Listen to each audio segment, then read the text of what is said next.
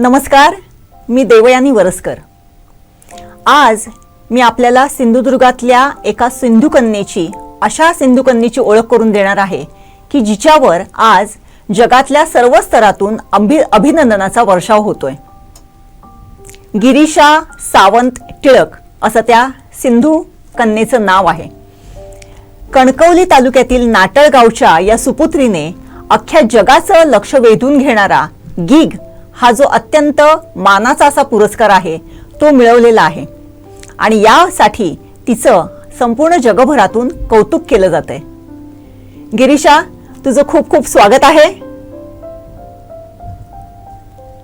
नमस्कार। गिरीशा, खरं तर गिग हा एक अत्यंत मानाचा असा पुरस्कार मिळवणारी तू पहिली महिला भारतीय आहेस। त्याबद्दल तुझं सर्वप्रथम संपूर्ण कोकणसाद लाईव्हच्या परिवारातर्फे खूप खूप तुझं अभिनंदन आहे। धन्यवाद धन्यवाद। गिरीशा, खरं तर तू आपल्या सिंधुदुर्ग जिल्ह्याची सुपुत्री आहेस। मुंबईमध्ये जेव्हा तू शिक्षणाला सुरुवात केलीस तू भाषेचा अभ्यास केलेला आहेस। गिरीशा ही जर्मन, फ्रेंच, जॅपनीज या भाषांमध्ये पारंगत आहे आणि आता सध्या ती मुंबई युनिव्हर्सिटीमध्ये असिस्टंट प्रोफेसर म्हणून कार्यरत आहे। गिरीशा, तुझा हा जो काही प्रवास आहे तो जो काही भाषेचा जो प्रवास आहे तो कसा काय सुरू झाला? भाषा मला आवडतच होती शाळेपासून, पण मला भाषा शिकायचं आहे आणि भाषेतच करिअर होईल असं काही माझं नक्की नव्हतं। मग 11वीत हॉबी किंवा आवड म्हणून मी फ्रेंच आणि जर्मन शिकायला सुरुवात केली आणि हळूहळू जॅपनीज पण त्यात ऍड ऑन झालं। मला स्वतःला जर्मन जास्त आवडायला लागली आणि मग मी ती एंड पर्यंत मॅक्स मुलर भवन मुंबई, ज्याला ग्योथे इन्स्टिट्यूट इंटरनॅशनली नाव आहे, त्याच्यात हायेस्ट लेवल पर्यंत मी त्या लेवल्स कम्प्लीट करत होते। तोपर्यंत साइड बाय साइड माझं BA सोशिओलॉजी झालं आणि मग ठरवायची वेळ आली आता आपण काय करायचं पुढे, मास्टर्स कशात करायचं। Department of German, university of Mumbai, तिकडे मी एंट्रन्स एक्झाम दिली कारण ग्योथे इन्स्टिट्यूट मधून माझ्या लेवल्स होत होत्या आणि त्यामुळे मी एलिजिबल होते एंट्रन्स एक्झाम देण्यासाठी। डिपार्टमेंट ऑफ जर्मन मध्ये मी एंट्रन्स दिली आणि मास्टर्स इन जर्मन स्टडीज सुरू केलं तिकडे। ती 2 वर्ष झाल्यानंतर इमिजिएटली मला चांगलं प्रोत्साहन मिळाल्यामुळे डिपार्टमेंट मधलेच मी PhD करण्याचा विचार केला। PhD करायचं हे तसं ठरवलेलंच होतं कारण स्वतःच्या नावा अगोदर डॉक्टर हे टायटल लागणं असं खूप असं छान वाटतं। नक्कीच। मग PhD ला सुरुवात झाली 2011 मध्ये।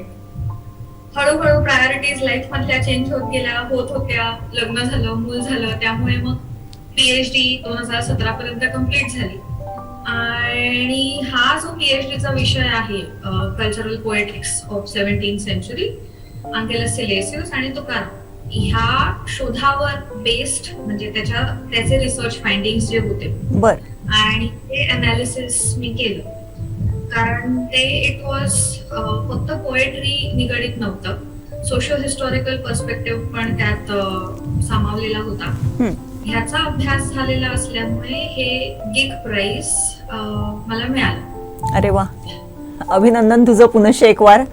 आताच तू म्हणालीस की तुझा जो थिसिसचा किंवा तुझा PhDचा जो विषय होता तो संत तुकाराम महाराज आणि जर्मनीतले एक संत कवी की ज्याचं आता मी नाव उच्चारू शकत नाहीये, ते त्याचं जे काही त्याचा जो काही दुवा आहे किंवा त्यांच्यातलं जे साधर्म्य आहे ते साधण्याचा जो म्हणजे 17व्या शतकातला हा जो काही प्रवास किंवा त्यांचं तेव्हाचं जे काही कार्यकरण होतं त्या संदर्भामध्ये तू त्यावरती तुझा प्रबंध सादर केलेला होतास।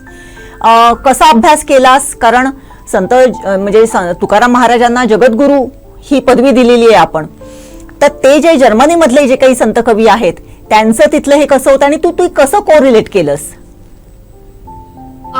जर्मनी आणि मराठी स्पीकिंग एरियाज हा माझा कंपॅरेटिव्ह अनालिसिसचा मुद्दा होता आणि 17व्या शतकात जर्मनी नव्हतं, म्हणजे जे आता आपल्याला माहिती आहे तेव्हा ते तसं नव्हतं। खूप छोटे स्टेट्स होते त्यात आणि आत्ताचं पोलंड आणि तेव्हाचं पार्ट ऑफ जर्मनी, रशिया, तिथले जे संत कवी आहेत आंगेलस सिलेसियस ह्यांचे टेक्स्ट मी सिलेक्ट केले आणि मराठी कॉन्टेक्स्ट मध्ये संत तुकारामांचा अभंग हे मी सिलेक्ट केले होते।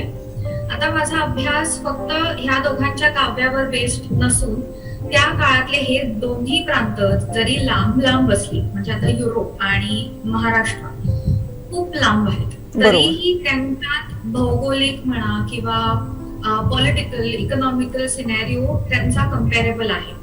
म्हणजे जर्मनीत पण तेव्हा रिलिजियन ह्या धर्मावरून युद्ध चालू होती, इथे पण हिंदू मुसलमान आपलं मुघल्स होते. बरोबर. सो हे मराठा आणि मुघल्स त्यांची युद्ध होती. त्यानंतर अगेन धर्म हा मेन मुद्दा होता. धर्म दोन्ही भिन्न आहेत पण तरी धर्म वॉज द मेन रिझन.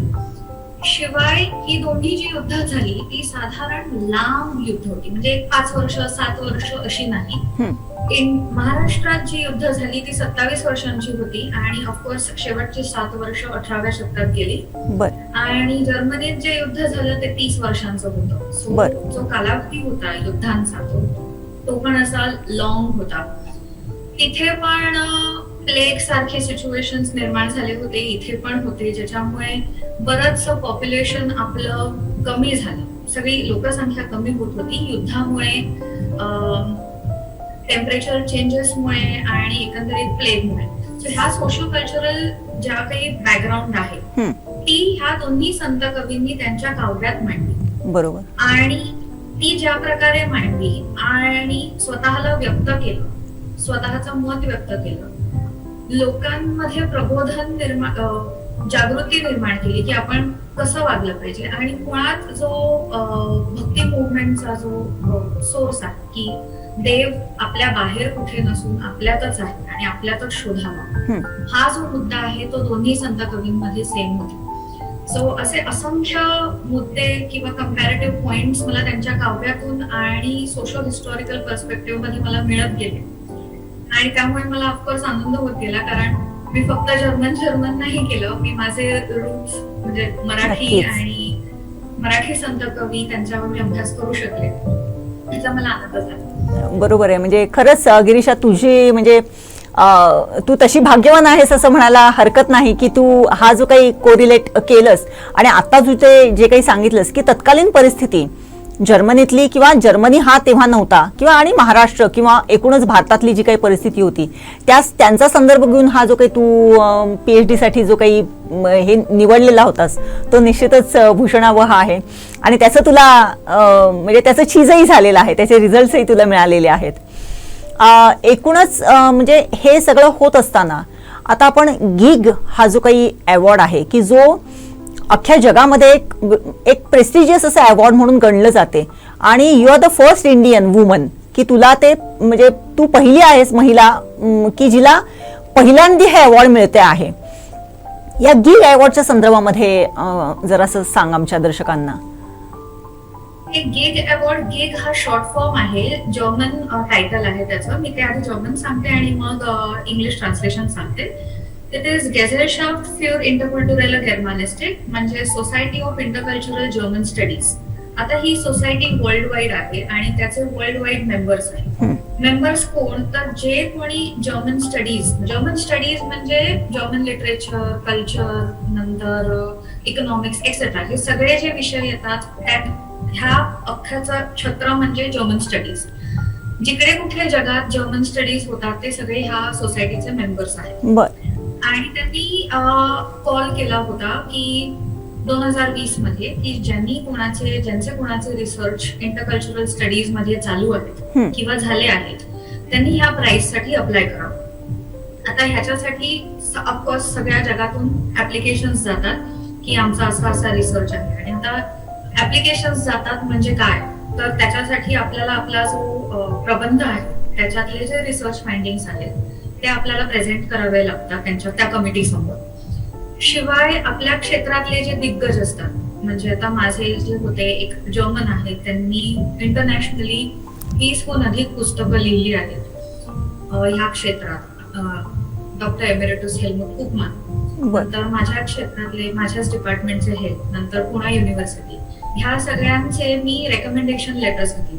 आता रेकमेंडेशन लेटर्स म्हणजे त्यांनी माझा प्रबंध वाचला आहे आणि ते माझा थिसिस रेकमेंड करतात, शिफारस करतात त्याची की काय आहे माझा प्रबंध आणि तो आताच्या सोसायटीला किंवा आपल्या ह्या फील्डमध्ये कसा उपयोगी आहे, तर त्यांनी ते लेटर्स लिहिली होती.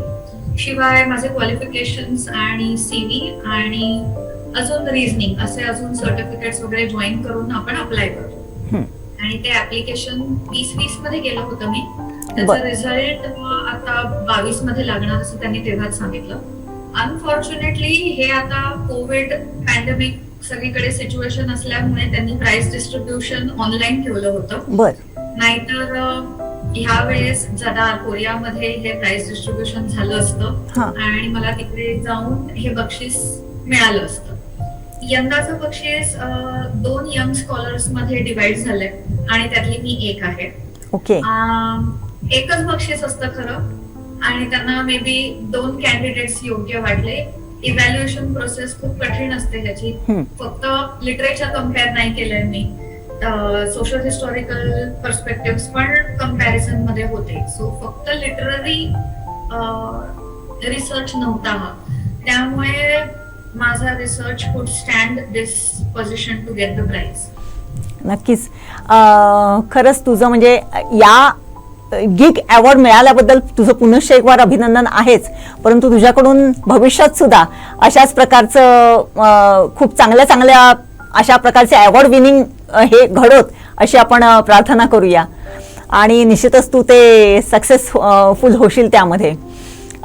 गिरीशा, जेव्हा आपण या भाषांचा जेव्हा आपण विचार करतो, म्हणजे भाषा अनेक जण शिकत असतात, जर्मन लँग्वेज शिकतात, फ्रेंच शिकत असतात, जॅपनीज शिकत असतात, अनेक एम्बसीजमध्ये कॉन्सुलेट्समध्ये दुभाषांची गरज असते आणि आपण बघत असतो जेव्हा फॉरेनचे काही डेलिगेट्स येतात त्यांच्याबरोबर त्यांच्या बाजूला दुभाषी उभे असतात आणि ते जे काही म्हणतात ते दुभाषी त्याचं ट्रान्सलेट करून सगळ्या समोरच्या पब्लिकला सांगत असतात. आपण जे बघतो म्हणजे सर्वसाधारण लोकांना माहिती असलेलं जे क्षेत्र आहे ते हे दुभाषी असलेलं क्षेत्र एवढंच एक सर्वश्रुत असं आहे. या व्यतिरिक्त भाषा शिकण्यामधून अशा करिअरच्या ऑपॉर्च्युनिटीज काय आहेत? आता आपण जेव्हा भाषा शिकतो तेव्हा फक्त भाषा म्हणून लोक शिकतात. बऱ्याच इन्स्टिट्यूट्स, पब्लिक असो, प्रायव्हेट असो, नॅशनलाइज इन्स्टिट्यूट्स असो, त्या लँग्वेज लर्निंग कोर्सेस ऑफर करतात. आता फ्रेंच असतील, जर्मन असेल, जॅपनीज असेल, सगळ्या भाषा जगभरातल्या आपण शिकू शकतो. हा फक्त भाषा शिकण्याचा एक म्हणजे तिथे फक्त भाषा शिकली जाते. म्हणजे आपण कसं कम्युनिकेट करायचं, दुसऱ्याशी कसं बोललं पाहिजे, आपण स्वतःला कसं एक्सप्रेस करावं, दुसऱ्यांनी एक्सप्रेस केलेलं आपण कसं समजावं आणि ते दुसऱ्या समोर आपण आपली मतं कशी मांडावीत. आता ह्या व्यतिरिक्त पण अजून आपण त्याच्यात अभ्यास करू शकतो, म्हणजे अकॅडमिक्स मध्ये शिकणं. म्हणजे फक्त लँग्वेज लेवल्स कम्प्लीट करणं नाही, लँग्वेज लेवल्स ज्यांना करायचे असतात तेही करू शकतात. ज्या आता प्रत्येक भाषांच्या स्टँडर्ड लँग्वेज साधारण 6 असतात, त्याचे सब डिव्हिजन्स झालेले आहेत सध्या. So A1 to C2 level पर्यंत सगळ्या भाषा स्टँडर्डाइज्ड डिवाइडेड आहेत आणि लोक त्या भाषा म्हणून शिकू शकतात. त्या व्यतिरिक्त लोकांना BA म्हणजे आपल्याला जनरली बॅचलर ऑफ आर्ट्स हे क्षेत्र माहिती असतं, तर BA इन जर्मन स्टडीज किंवा BA इन फ्रेंच स्टडीज पण लोक करू शकतात. आणि BA in masters in German studies, MA पण जर्मन स्टडीज मध्ये करू शकतात. आता इथे आपण प्युअरली अकॅडमिक्स मध्ये शिकतो, म्हणजे फक्त माझं क्षेत्र ट्रान्सलेटर किंवा इंटरप्रिटर म्हणून ओपन नाही राहत, तर मी ह्या क्षेत्रातलं PhD मिळवून प्रोफेसरशिप पर्यंतच मार्ग किंवा पाथ गाठू शकते. सो अकॅडमिक्स मध्ये लोक शिकू शकतात आणि तिथे आपण सगळेच विषय शिकतो. म्हणजे फक्त भाषा नाही शिकत, तर त्यांचा इतिहास, त्यांचं लिटरेचर किंवा culture studies, film studies, translation studies पण त्यात मेजर्स आहेत. सो ज्यांना ट्रान्सलेशन मध्ये इंटरेस्ट आहे ते ट्रान्सलेशन मध्ये स्वतःचं मेजर्स करू शकतात. टुरिझम एक विषय आहे. असे असंख्य पेपर्स आहेत जे आपल्याला ओव्हरऑल आपली पर्सनॅलिटी डेव्हलप करायला मदत करतात. बरोबर. आमचे असंख्य स्टुडंट्स आहेत जे BA आणि MA केल्यानंतर परत फक्त ट्रान्सलेटर, इंटरप्रिटर म्हणून जॉब्स नाही करत, तर मल्टीनॅशनल कंपनीज मध्ये लोकांना लँग्वेज अनालिस्ट हवे असतात.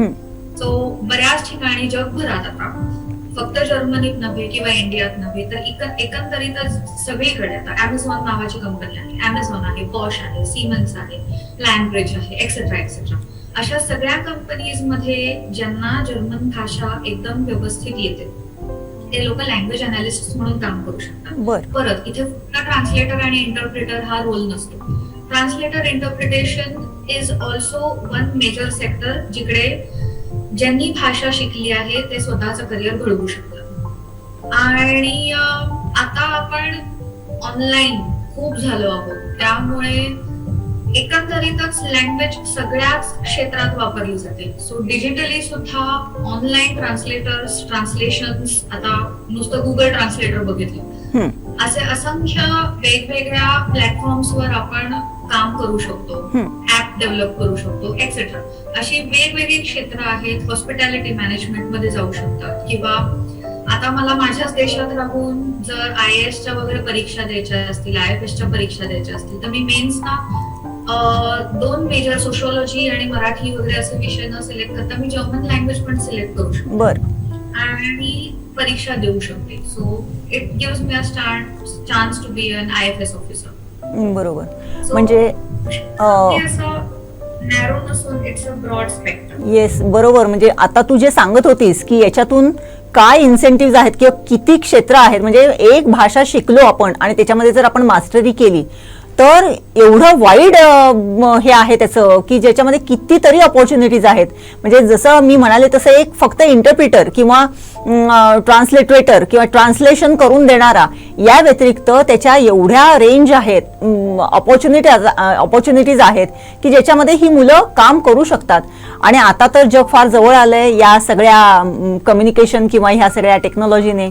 त्यामुळे निश्चितच या मुलांना भवितव्य खूप मोठं आहे आणि मुलांनी त्याच्यामध्ये, तरुणांनी निश्चितच पुढे जावं या लँग्वेजेसच्या माध्यमातून. आणि अकॅडमिक्स ऑल्सो, म्हणजे नो मॅटर, म्हणजे जसं तू केलंस तसं त्याच्यामध्ये तर आहेच. ज्याला फार किनली जो लिटरेचर किंवा आर्ट्स हे करू शकतो त्याला निश्चितच चांगल्या संधी याच्यामध्ये उपलब्ध होऊ शकतात.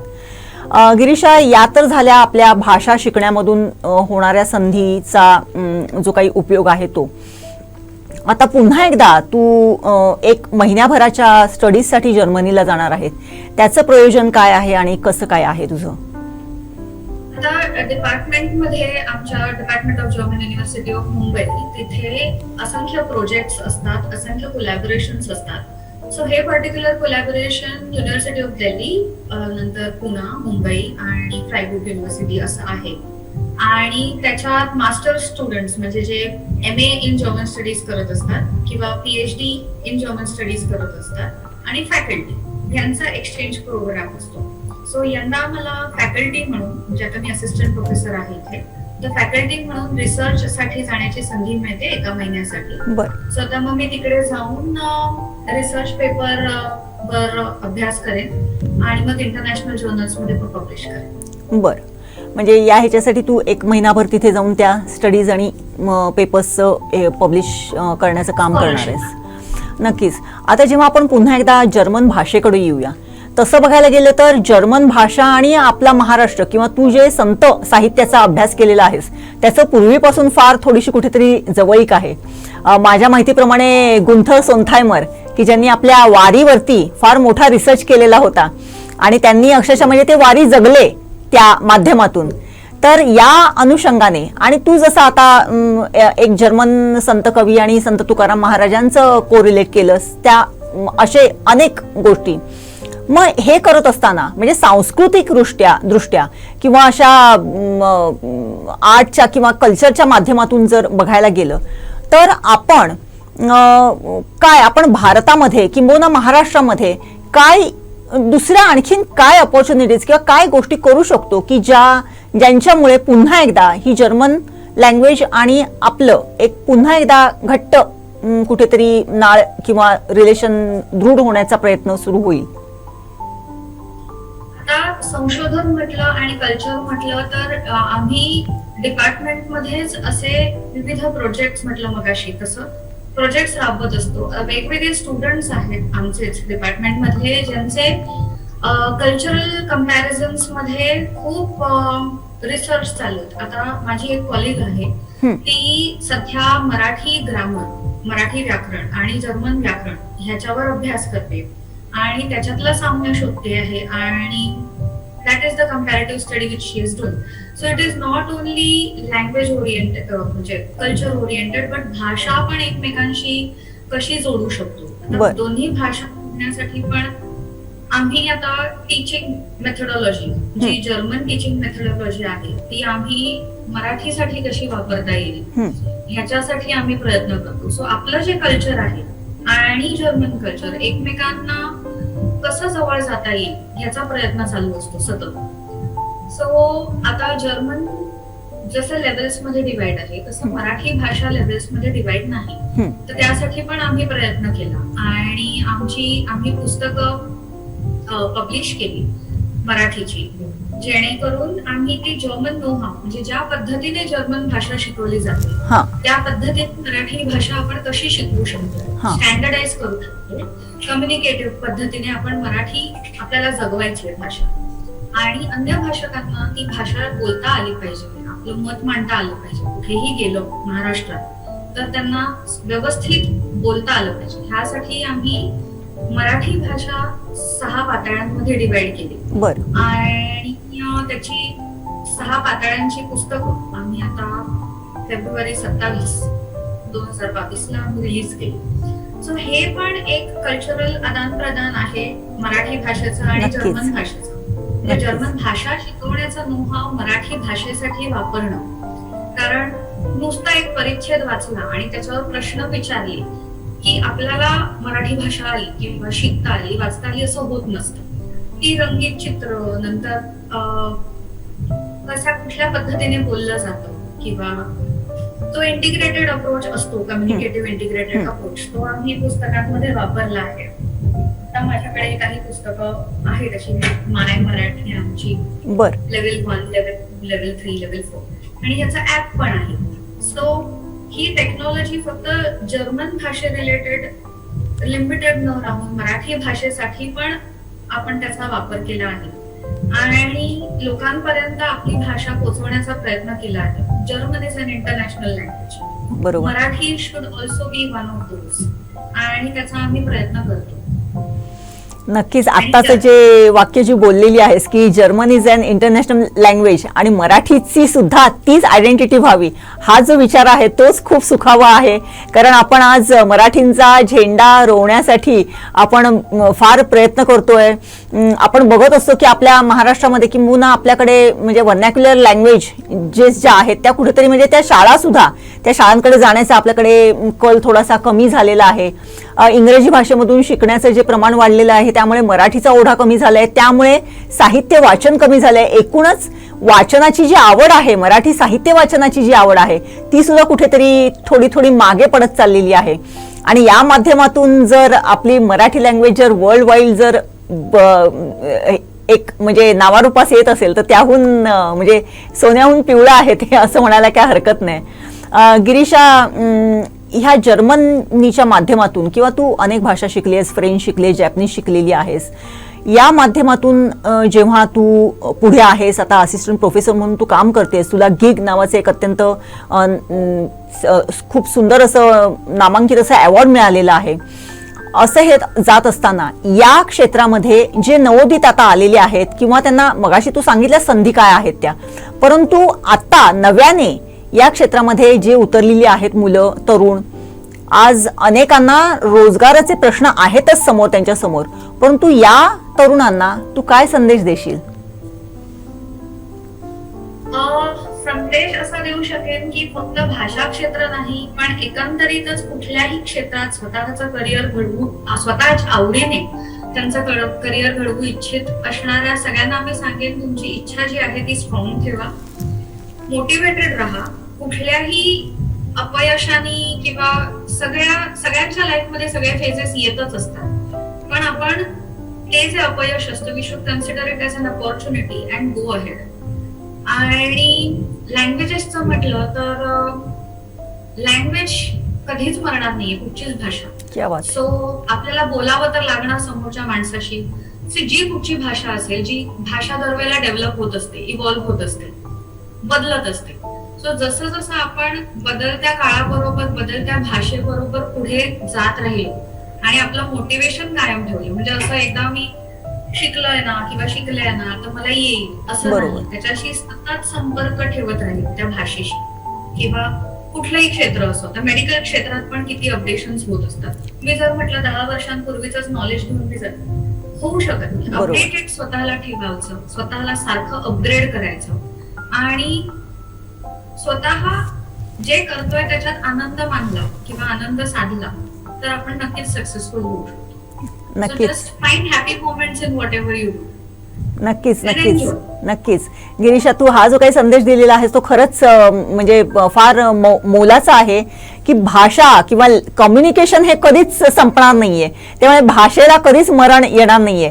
त्याच्यामध्ये कालांतराने काही स्थित्यंतरं घडतील किंवा त्याच्यामध्ये बदल घडत जातील, परंतु कम्युनिकेशनचे हे जे काही साधन आहे ते कधीच नष्ट होणार नाही, लुप्त होणार नाहीये. फक्त ते जगवणं, त्याची ती परंपरा जगवणं, ती पुढे नेणं हे आपल्या हातात आहे आणि ती काळाची गरज देखील आहे. आणि निश्चितच या तरुणांसाठी ही मोठी संधी आहे. नो मॅटर मग ते मराठीच असं हे नॉट नेसेसरी. जर्मन असेल, फ्रेंच असेल, जॅपनीज असेल, अनेक मॅन्डरिन आहेत, आपली जी जगात जास्ती बोलली जाते भाषा, अशा अनेक आहेत की ज्याच्यामध्ये आपण काम करू शकतो आणि आपलं जे करिअर आहे ते आपण घडवू शकतो. जाता जाता फक्त मी तुला एकच विचारेन की जर्मन जेव्हा तू शिकत होतीस तेव्हा कसा तुझा एक्सपिरियन्स होता आणि काय त्याच्यातून तुला जर कम्युनिकेशन जर करायचं असेल, माझ्याबरोबर जर तुला बोलायचं असेल की तू कशी आहेस, तर तू काय म्हणशील? येतेच इन म्हणजे जर्मन मध्ये जर मला विचारायचं असेल तुम्ही कसे आहात तर मी गेट इन आदरार्थी आणि एका म्हणजे इनफॉर्मल विचारायचं वी गेट्स देअर असं विचारू शकते. नक्कीच. आणि त्याच्यासाठी उत्तर होऊ शकेल एस गेट मी असे गुड. आणि असं म्हटलं जातं की म्हणजे जर्मन भाषेमध्ये व्ही जो आहे तो नसतो. म्हणजे आपण जे वोक्स वॅगन म्हणतो ते फोक्स असं म्हणजे एफ असतो तो. तर हे करताना जर म्हणजे गमतीशीर असते किंवा एखादी तिथली जर्मन लँग्वेज मधली एखादी कविता की जी किंवा तू जे संत साहित्य शिकलेली आहेस त्याच्यातलं एखादं पद जर तू सांगू शकलीस तर. पाठ असं नाही मला, कारण माझं पाठांतराकडे जास्त कल नाही. मी जनरली सगळ्या गोष्टींचे मुद्दे लक्षात ठेवते. पण आवडणारे माझे जे संत कवी आहेत म्हणजे अँगेलस सिलेसियस जे आहेत त्यांचंच मला जरा फक्त शोधावं लागेल आता, कारण माझे तुकारामांचे पण मला कुठलेच अभंग मी असे पाठ नव्हते केले. म्हणजे आनंद माझ्यासाठी एखादी गोष्ट आनंदाची असणं म्हणजे इट्स लाईक की मी माझ्यात रमवते, ती मला मुखोद्गत असली पाहिजे हा माझं कधीच इंटेन्शन. बरोबर. मला जरा फक्त शोधावं लागेल की नाही नक्कीच आवडतं पद. बट तुम्ही जर मला विचारलं कुठला कॉन्सेप्ट मला त्या ह्याच्यातला आवडला, हा नक्की सांग ना त्यावर. हा म्हणजे कॉन्सेप्ट ऍज सच आवडणारा असा की दोन आहेत. एक म्हणजे पीएचडी करताना जाणवलेलं की देव आपल्या बाहेर आपल्याला शोधावा नाही लागत. म्हणजे मूर्तीत असो किंवा कुठच्या देवळात किंवा कुठच्या चर्च मध्ये आपल्याला देव शोधावा नाही लागत. तो आपल्यात स्वतःत असतो आणि दुसऱ्यात असतो, दुसऱ्या माणसात असतो, दुसऱ्या प्राण्यात असू शकतो. प्रत्येक गोष्ट जी आपल्या अवतीभोवती आहे त्याच्यात असू शकतो, असतो. आणि ही जी शक्ती आहे जी आपल्या अवतीभोवती स्वतः बाहेर, त्याच्यावर आपल्याला विश्वास असणं गरजेचं आहे. मग आपण काहीही साध्य करू शकतो. हा कॉन्सेप्ट मला एक आवडला. दुसरा कॉन्सेप्ट मी आता जर्मन डिपार्टमेंट मध्ये हिस्ट्री शिकवते. बर. सो जर्मन्स कसे आहेत की जे काही घडलं ते न विसरता त्याच्यातून शिकणं आणि पुढे जाणं ही ऍटिट्यूड खूप महत्वाची. कधी कधी आपलं कसं होतं, आपण जे घडलं ते विसरून जातो आणि मग नव्याने सुरुवात करतो. ते विसरून जाण्यापेक्षा त्याच्यातून आपण काय शिकलो आणि जे घडलंय ते आपण परत त्याची पुनरावृत्ती नाही करणं ह्याची जर काळजी घेतली तर आपण अजून सुरळीत पुढे जाऊ शकतो. हे दोन कॉन्सेप्ट मला माझ्या शिकतानाच्या प्रोसेसमध्ये जास्त महत्त्वाचे. नक्कीच. गिरीशा, तू आज खरं तर एका फार वेगळ्या अशा विषयासंदर्भामध्ये आमच्या बरोबर गप्पा मारलेल्या आहेस. आणि हा जो विषय आहे म्हणजे भाषा शिकणं किंवा भाषेचा अभ्यास करणं आणि त्यातल्या असलेल्या अपॉर्च्युनिटीज की ज्यांच्यामुळे हे आपले तरुण आपलं करिअर घडवू शकतात, अशा अनेक ऑपॉर्च्युनिटीची सुद्धा तू ओळख करून दिलेली आहेस. आणि यामधून आणखीन पुढे भविष्यामध्ये आपण काय करू शकतो, मराठी भाषेच्या संदर्भातले तुझे असलेले कन्सेप्ट सुद्धा तू सांगितलेले आहेस. आणि त्या लेवल्स म्हणजे जर्मन लँग्वेजमधले जे काही घेतलंस ते आपण मराठी भाषेसाठी त्याचा अवलंब तुम्ही कसा केलेला आहे ते देखील सांगितलंस. त्याबद्दल एकूणच हा जो काही तुझा प्रवास आहे तो स्पृहणीय तर आहेच, परंतु भविष्यात तुझ्याकडून अशा अनेक चांगल्या कामांची नांदी या तुझ्या अवॉर्डमधून घडो अशी आपण सदिच्छा व्यक्त करूया. गिरीशा, तू आज तुझा बहुमोल वेळ काढून, कारण तुला जायचं आहे, तुला तयारी करायची आहे, तू जर्मनीला जाणार आहेस, त्याचं खरं तर शेड्यूल तुझं फार बिझी आहे, त्यातल्या त्यात वेळ काढून तू आमच्याशी संवाद साधलास आणि आमच्या प्रेक्षकांना, आपल्या तरुणांना अत्यंत मोलाची अशी माहिती दिलीस. त्याबद्दल मी संपूर्ण कोकण साद लाईव्ह परिवाराच्या तर्फे तुझे खूप खूप आभार मानते आणि तुला भविष्यासाठी खूप खूप शुभेच्छा देते आणि तुला खूप सुयश चिंतिते. धन्यवाद. आणि जर्मन लँग्वेजमध्येच म्हणायचं तर जसं म्हटलं तसं auf Wiedersehen. ऑफ विडर्सेन मला पण धन्यवाद म्हणावं असं वाटतंय अख्ख्या कोकण सात परिवाराला आणि सिंधुदुर्ग जिल्ह्याला. जर माझ्याकडून काही अशी पुन्हा निर्मिती होणार असेल, मला स्वतःला प्रगत करण्याचा काही अजून चांगले टप्पे मिळणार असतील आणि असे अजून नव तरुण माझ्यासारखेच असे अजून तयार होणार असतील तर मला नक्कीच आवडेल. नक्कीच. Thank you very much. थँक्यू.